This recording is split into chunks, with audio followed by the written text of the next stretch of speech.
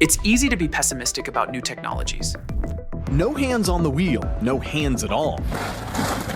They're often expensive, heavy, with a limited feature set. Cellular phones not only are becoming less expensive, they're getting smaller. Existing, familiar, and cheaper alternatives can often seem more appealing in the short term. But here's the thing. The first light bulbs burned out in less than a day. Early bicycles had no inflatable tires, earning them the nickname bone shakers. And the first airplane didn't exactly get rave reviews. In 1908, 1 week after the Wright brothers' inaugural flight, the UK's Guardian newspaper acknowledged the event as a great feat of mechanical achievement, but brushed off its broader potential.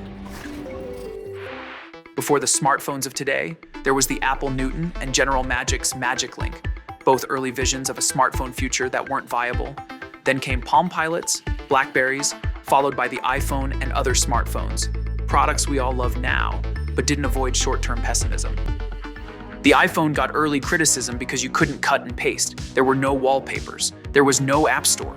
And it doesn't appeal to business customers because it doesn't have a keyboard. Even the idea behind the original Macintosh, a PC for everyone, drew skepticism from Apple's own co-founder. Steve Wozniak said, "For most personal tasks, such as balancing a checkbook, consulting airline schedules, writing a modest number of letters, paper works just as well as a computer and costs less."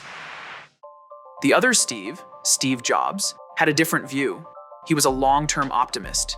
He understood short-term limitations were only temporary. The problem is, long-term optimism requires a level of blind faith.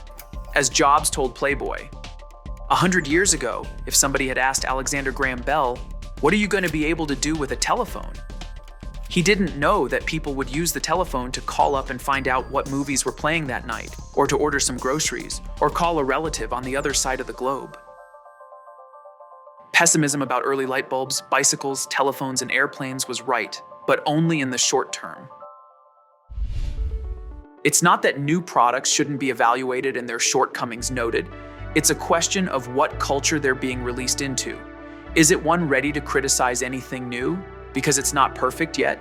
Or is it one examining it in the context of the state of the technology, excited about its potential, and eager to see what's next?